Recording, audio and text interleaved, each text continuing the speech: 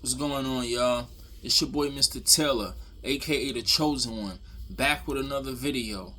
In this video, you're going to be learning about Queen's Wellness Medical Care. That's my PCP office.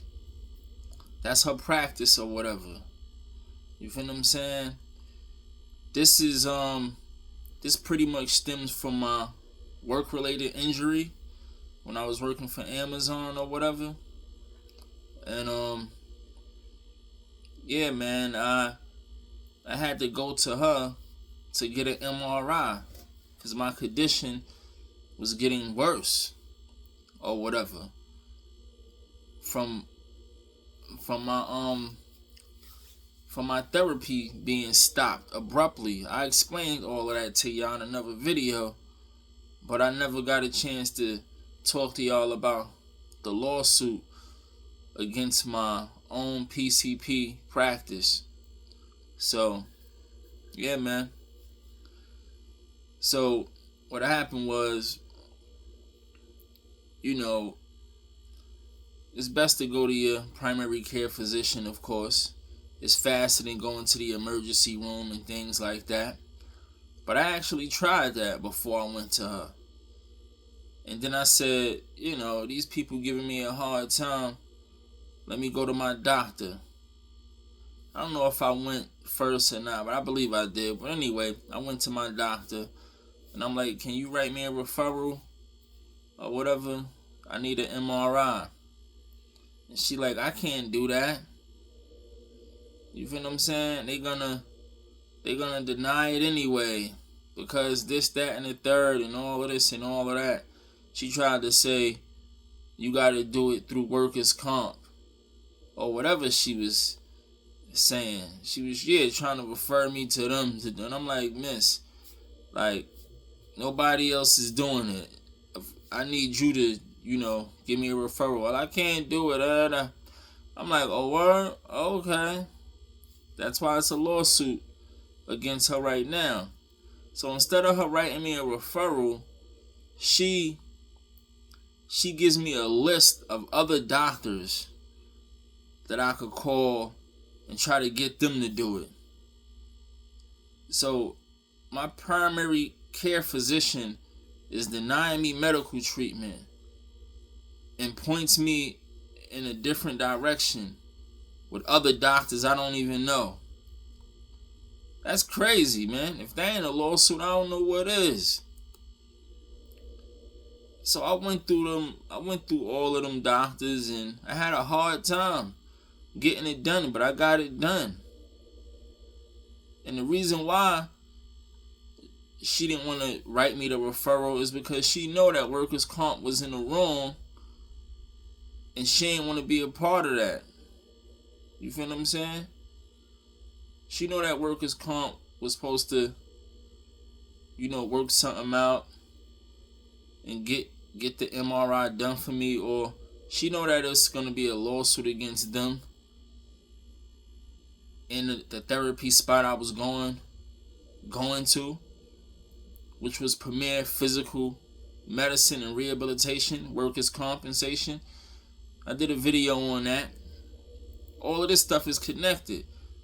So she knew that. It's in my file. I have an open workers' compensation case. So you can't make no excuse and say you don't know that I got a lower back injury. You feel what I'm saying? Or you didn't feel like the situation was urgent. It's all in my file. And she even brung up my history. She was just trying to say that workers' comp supposed to do that. They not going to pay for it. That's what she said. They not going to pay for it because you have a workers' comp case on file. So, the insurance company is not going to pay for it. She's saying my insurance is not going to pay for it.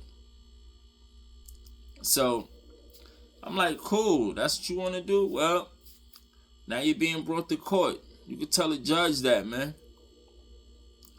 And like I told y'all, people could violate you all day.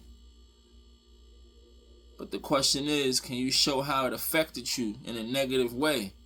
And I can show how that affected me in a negative way. For one, is discrimination. For two, is willful misconduct. Intentional misconduct. And you delaying me medical treatment. And my condition got worse. Plain and simple. And just discriminating against me, period. You feel what I'm saying? That's wrong in itself. In certain cases, you might not even have to show how it affected you in a negative way, but that's where the money is at. But her just discriminating just off the back, in this type of case, I probably don't even have to say anymore, because it's on file already. It's a part of the record that I got an open case with workers' comp. And you're gonna deny me medical treatment when I'm telling you what's going on. And yeah, I got a MRI through workers' comp the first time, but now we talking about a year later, I believe, or however long it was. And I'm telling you, I'm in pain and I need another one. I went to the hospital, etc., etc. You know all of that when I go to the hospital. That's why they ask you that when you go to the hospital. Who's your PCP? Who's this? They reach out to all of them, send them a message or something. All of it is connected. You see what I'm saying? I didn't know, but now I know. But anyway, when she did that, it opened up a whole new can of worms. I started looking into other things that she was being negligent about. And you know what?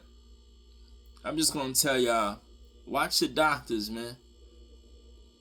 Watch your doctors. That's all I'm going to say is watch your doctors. And watch the females you around. Because it's so funny that the female I was dealing with, I got put on to this doctor by the female that I was dealing with. Because I told the female, I'm like, yo, I'm going to just go to your doctor because I don't really know a good doctor out here. I'm not from Queens.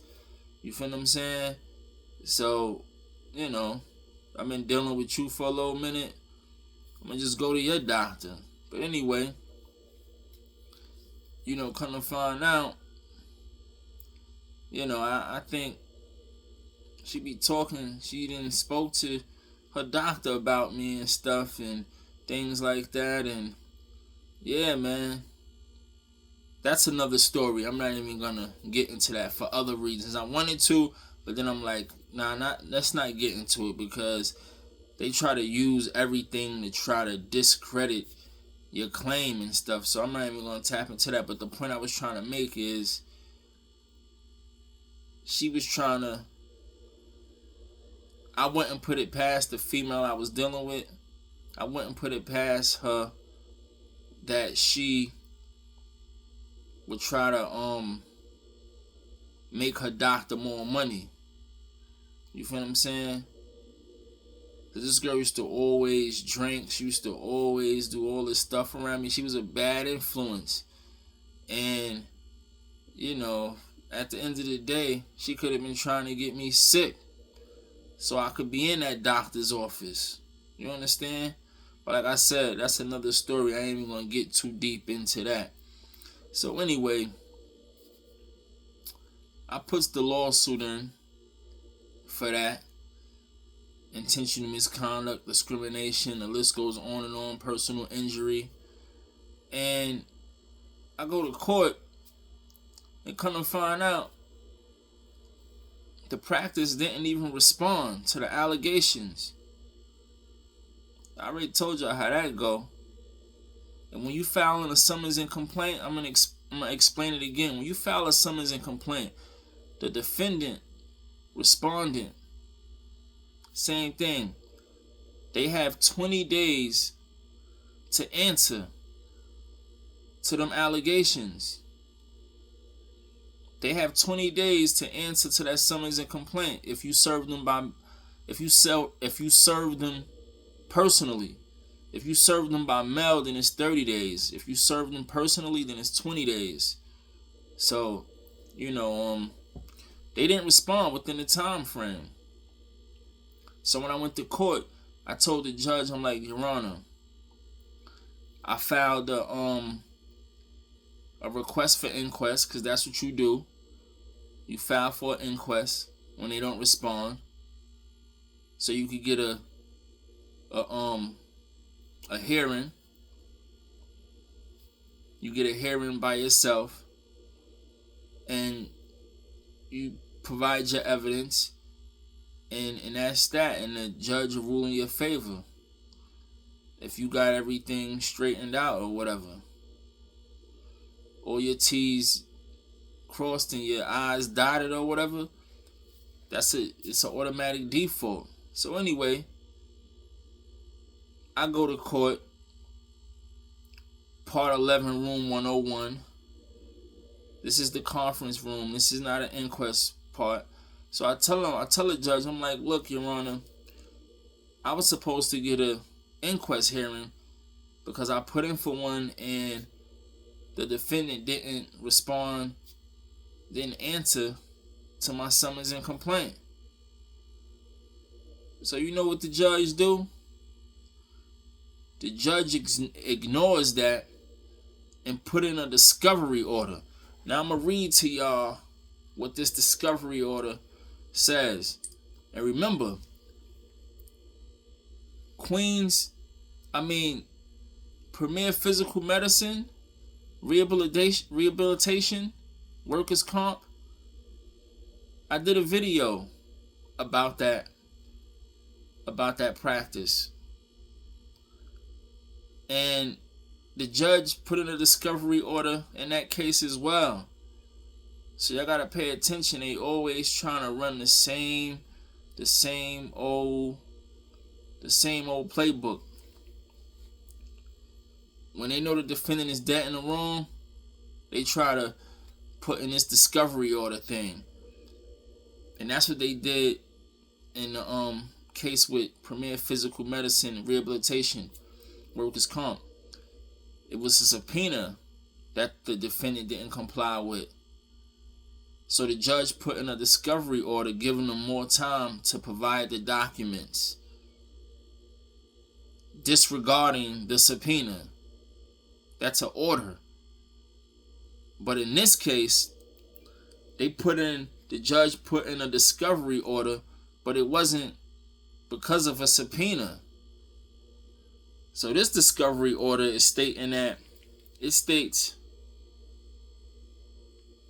after a conference with the parties and in accordance with whatever, the parties are directed to serve upon each other by first-class mail within 60 days of the date of this order the following documents: any and all documentation/evidence each party intends to admit into evidence at trial pertaining to the cause of action at issue. So yeah, it says parties are directed to bring proof of service of the discovery exchange on the adjourned date of this matter. Failure to comply with this order may result in the defaulting party being precluded from presenting such evidence as trial, and she adjourned it to July 1st. So in this case, with Queens Wellness Medical Care, the judge is saying any documentation that was supposed to be provided, and she's making reference to the answer. She's pretty much saying, all right, now this is not a subpoena. This is just her answering. This is the respondent supposed to answer. She's saying, all right, you didn't answer. Well, I'm going to let you file an answer within 60 days now. That's what this says. Now, in the other case, with Premier Physical Medicine, Rehabilitation, the judge gave the defendant more time to provide documents that was ordered by a judge to provide medical records by a subpoena. That was a court order to provide medical records. You're going to give them more time to provide the records through a discovery order, and you're just gonna sweep the subpoena under the rug. That was one of my other cases. In this case, this judge is saying, I'm putting in a discovery order so y'all two can exchange, so the parties can exchange any documents that they need to exchange. So you're going to sweep the 20-day time limit. You're going to sweep that under the rug. The time limit that she has to respond, to answer, same thing. You're going to just sweep that under the rug and put in a discovery order so both of us could exchange any type of documentation that we want to exchange. So what I'm telling y'all is that they're using these discovery orders to excuse these defendants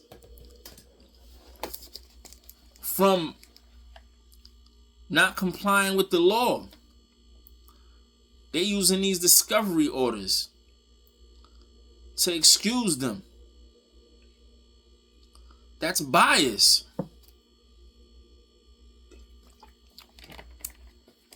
That's what they're doing. Pay attention. They're using discovery orders to excuse them from their failure, from whatever their failure might be. If it's providing medical records, or if it's responding to allegations within a certain time frame. They're using discovery orders. I'm going to keep repeating it because I'm new at this. But it's easy for me to catch on. I catch on pretty fast. And I need y'all to pay attention. They're using discovery orders to try to excuse them